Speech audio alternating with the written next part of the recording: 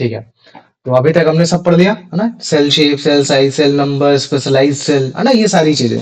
तो अब ना हम धीरे धीरे अपनी बॉडी की ऑर्गेनाइजेशन की तरफ जा सकते हैं कि हमारी बॉडी कैसे एक तरीके से बनी है, फॉर्म हुई है, लेवल ऑफ ऑर्गेनाइजेशन क्या रहा है, स्टार्टिंग में क्या था, एंड क्या हो रहा है, ये सारी चीज हम लोग कर सकते हैं। क्योंकि इससे पहले हमने जितने भी सेल थे, सेल के जितने भी स्ट्रक्चर थे, सब पढ़ लिया, उनकी वेरिएशन भी पढ़ दिए, उनके मतलब क्या कहते हैं फंक्शंस भी पढ़ दिए। तो कुछ क्वेश्चंस तो माइंड में आ ही जाते थे, जैसे मतलब कि सबसे स्मॉलेस्ट पार्ट कौन सा है हमारे ह्यूमन बॉडी का, सबसे लार्जेस्ट पार्ट क्या है हमारे बॉडी का, ये कैसे बने हैं, कैसे नहीं बने हैं, ये सारी चीजें, ये मटेरियल आपके जितने भी है, जो भी सेल है, कहाँ से मिलकर आए हैं, है ना।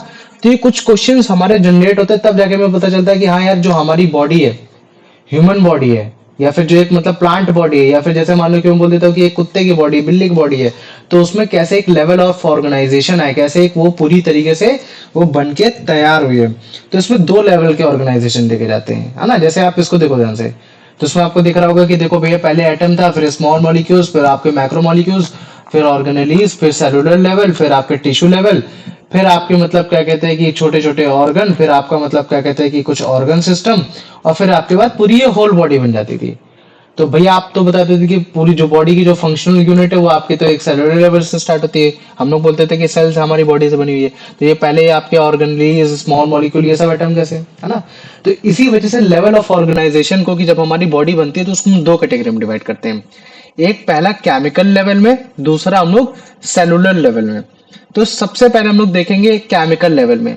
तो देखो, जब केमिकल लेवल में हमारी बॉडी बन रही होती है, तो सबसे पहले जो काम आते हैं वो तुम्हारे आते हैं एटम्स एंड मॉलिक्यूल्स काम में आते हैं।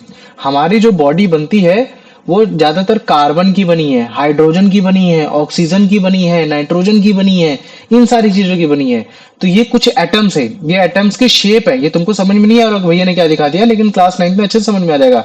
ये तुमको क्या है, ये एटम्स के तुम्हारे शेप हो रखे हैं।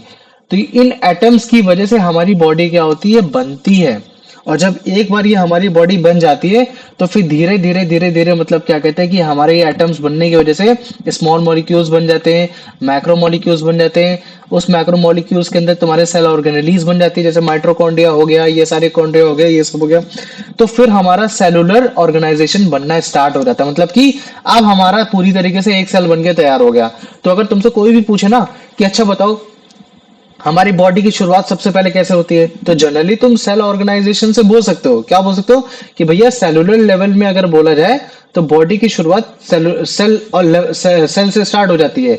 लेकिन अगर भैया केमिकल लेवल से स्टार्टिंग की जाएगी ना, तो हमारे सेल की जो शुरुआत होती है वो एक एटम से स्टार्ट होती है। एटम्स मिलकर स्मॉल मॉलिक्यूल्स बनाते हैं, मैक्रो मॉलिक्यूल्स बनाते हैं, फिर सेल के अंदर बैठे हुए ऑर्गेनेलीज को बनाते हैं, फिर वही ऑर्गेनेलीज पूरे मिलकर एक सेल बना देते हैं, और फिर वही सेल मिलकर आपका मतलब क्या बनाएंगे, फिर टिश्यू बना देंगे। तो ये देखो एक टिश्यू बन गया।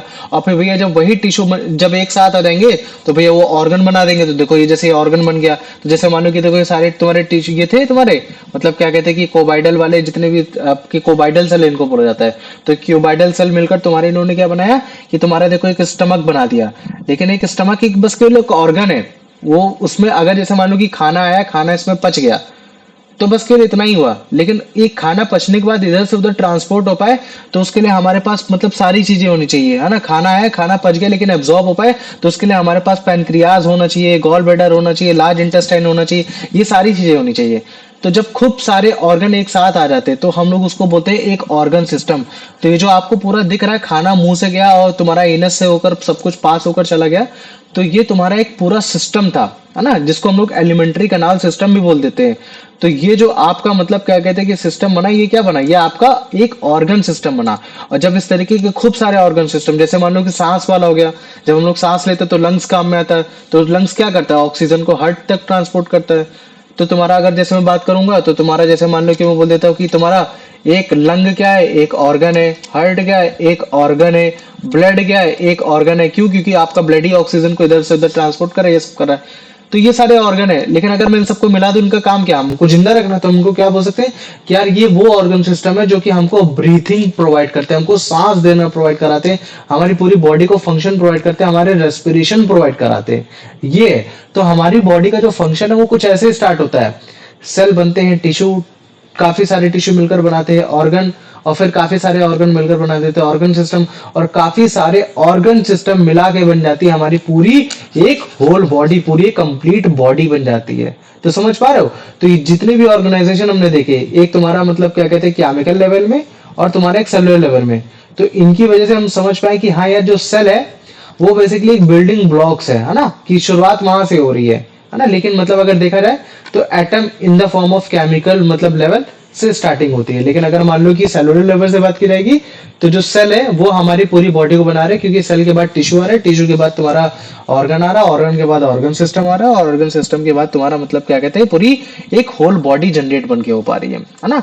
तो अगर जैसे मान लो कि स्टार्ट करते तो सबसे पहले सेल कौन सा है भैया जिसकी वजह से हमारी पूरी बॉडी बन रही है? तो वो जो सबसे पहला सेल जो हमारे बॉडी में आता है जिसकी वजह से सारी चीजें होती है, वो फीमेल में पाया जाने वाला एग सेल होता है। अगर मदर की वूम्ब में अगर एग सेल नहीं पाया जाएगा और हमारा मेल पार्टनर का अगर स्पर्म सेल उसमें नहीं जाएगा, तो फिर हमारी बॉडी में मतलब क्या कहते हैं रिप्रोडक्शन होगा ही नहीं। और रिप्रोडक्शन क्यों करवाना चाहते हैं? इसी वजह से तो कि जो एग सेल हो वो कंप्लीट डिवाइड होता रहे, डिवाइड होता रहे, डिवाइड होता रहे, और जब डिवाइड होता रहेगा खूब सारे सेल बनते जाएंगे, तो हमारे धीरे धीरे धीरे क्या हो जाएगी, हमारी पूरी एक बॉडी बनके तैयार हो जाएगी। तभी तो हम लोग बोलते हैं ना कि यार जो मल्टी सेलुलर ऑर्गेनिज्म है, एक ऐसी ऑर्गेनिज्म जो मतलब मल्टी सेल से बनकर हुई। जैसे हम लोग बोलते हैं भाई हमारे उसमें लाखों करोड़ों सेल है, लेकिन क्या लाखों करोड़ों सेल स्टार्टिंग में भी थे? नहीं, ऐसा नहीं था। जब हमारी बॉडी की शुरुआत हुई तो सबसे पहले एग सेल था फीमेल बॉडी में, और इसमें आया भैया आपका स्पर्म सेल आया। तो जब ये सेल आया तो भैया ये एग सेल क्या हो गया, फर्टिलाइज हुआ, और जब ये फर्टिलाइज हुआ तो इसने ये सेल डिवाइड करना स्टार्ट कर दिया। काफी सारे मतलब क्या सेल डिवाइड हुए, तो मल्टीप्लिकेशन मल्टीप्लिकेशन ये सब होने लगा। तो इसकी बात फिर हमने बोला कि यार भैया तब जाके हमारी पूरी बॉडी बनी, क्योंकि ये सेल डिवाइड होने के बाद टिश्यू बनाएगा, टिश्यू बनाने के बाद फिर मतलब क्या कहते हैं ऑर्गन बनाएगा, ऑर्गन बनाने में ऑर्गन सिस्टम, फिर पूरी बॉडी। तब जाके हम लोग बोलते हैं कि हाँ भैया हमारी जो बॉडी है वो आपकी एक मल्टी सेलुलर ऑर्गेनिज्म है। मल्टी सेलुलर ऑर्गेनिज्म मतलब कि जहां तुम्हारे एक से ज्यादा मतलब क्या कहते हैं सेल पाए जा रहे हो, है ना। ये तो पहले मेरे को बताओ इतना समझ में आ गया कि नहीं आ गया कि हाँ देखो यार अगर मैं इस स्टेज तक पहुंचा हूं जिसमें मैं अपने आप को मल्टी सेलुलर ऑर्गेनिज्म बोल रहा हूँ, तो इसी वजह से बोल रहा हूँ क्योंकि सेलुलर लेवल में मेरी मदर से मिला हुआ मेरे को एक्स सेल, फादर से मिला हुआ एप्सम सेल, उनकी वजह से फर्टिलाइजेशन हुआ, तभी मेरा सेल डिवाइड हो रहा है, और तब जाके मैं एक कंप्लीट ह्यूमन बॉडी में as in the form of multicellular cell बोल पा रहा हूँ। ये तो पहले मेरे को बताओ इतना समझ में आ गया कि नहीं आ गया? आ गया भैया। आ गया, चलो वेरी गुड, है ना। तो देखो सेम यही चीज है। अगर जैसे मान लो कि होता है कि टिश्यू क्या है, तो देखो ये जो तुम गोले गोले गोले गोले दिख रहा है, तुम इनको बोल सकते हो कि भैया ये सेल है। जब ये सेल अपना ग्रुप बनाते हैं तो अपना एक फंक्शन लेकर आते हैं कि भैया ये सारे सेल ऐसे हैं, इनका काम एक ही है। तो जैसे मान लो कि जो तुम बगल में देख पा रहे हो, तुम इसको बोल सकते हो कि भैया ये कोई बॉडी का पार्ट है। मान लो कि इसको मैं बोल सकता हूँ ये टिश्यू है ना, ये तो ये टिश्यू ऐसे क्यों बना? इन सेल की वजह से बना। जब ये सेल एक साथ है कंप्लीटली है, तो ये एक साथ सेल आ रहे हैं, सबके सेम फंक्शन सेम स्ट्रक्चर है, तो इसी वजह से जिनका फंक्शन भी होगा सेम फंक्शन होगा। जैसे मान लो कि कोई टिश्यू है, तो ऐसा नहीं है कि उस टिश्यू में आधा फंक्शन कुछ अलग हो रहा होगा, आधा फंक्शन अलग हो रहा, नहीं, फंक्शन सेम होगा। क्यों? क्योंकि जो तुम्हारे ग्रुप ऑफ सेल है उनका सेम स्ट्रक्चर था और उनका काम करने का तरीका भी सेम था, इसी वजह से उन्होंने जो एक स्पेशलाइज्ड टिश्यू बनाया उसका भी सेम ही फंक्शन होगा ये। और बाद में जब खूब सारे टिश्यूज एक साथ आ जाते हैं तो फिर वो अपना खुद का एक अपना पर्टिकुलर फंक्शन करने लगते हैं। जैसे मान लो कि ये तुम उसको देख पा रहे हो, ये तुम्हारी क्या है, ये एक ह्यूमन बॉडी है ना। अभी देखो जैसे मैं उसको दिखाता हूँ, ठीक है, ठीक है, एक सेकंड यार, ये आज पता नहीं क्यों नहीं चल क्यों नहीं रहा है, ठीक है, ये है ना। जैसे ये देखो, ये क्या है, ये ब्रीथिंग है जिसको हम लोग रेस्पिरेशन बोल रहे हैं।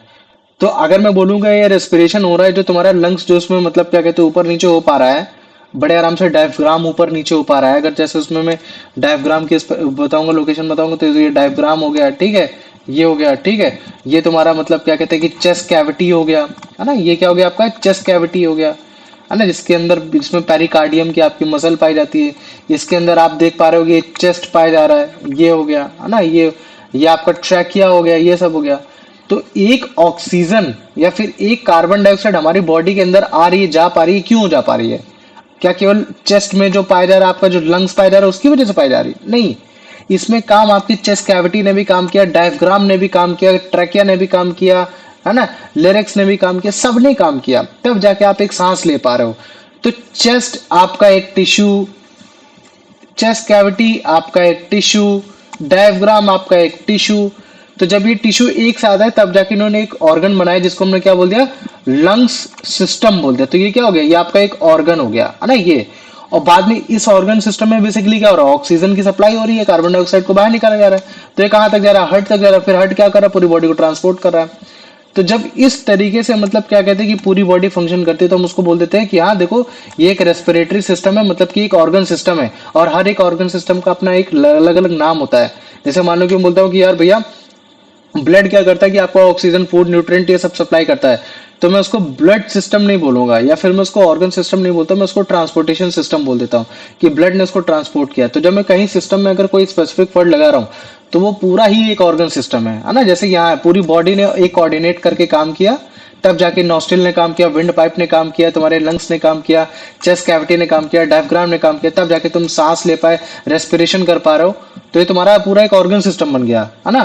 तो लेकिन इस ऑर्गन सिस्टम का एक स्पेशलाइज नेम होता है, तो हमने उसको क्या बोल दिया कि भैया ये एक रेस्पिरेटरी सिस्टम है, जिसमें आपका lungs, wind pipe, chest cavity, pericardium, ये सारे डिफरेंट डिफरेंट आपके मतलब क्या कहते हैं टिश्यूज पाए जाते हैं। और जब इस तरीके से काफी सारे ऑर्गन सिस्टम, जैसे आपका डाइजेस्टिव रेस्पिरेटरी सिस्टम, आपका रेस्पिरेटरी सिस्टम, आपका ट्रांसपोर्टेशन सिस्टम, है ना, ये जब खूब सारे सिस्टम आ जाते हैं तब जाके आपका कंप्लीट एक ह्यूमन बॉडी बनती है। तो देखो यही भी चीज मैंने वो बताया, सेलुलर लेवल में सबसे पहले सेल बनेगा, फिर टिश्यू बनेगा, है ना, और वो जो टिश्यू होंगे सेम फंक्शन कर रहे होंगे क्योंकि सेल भी सारे सेम है।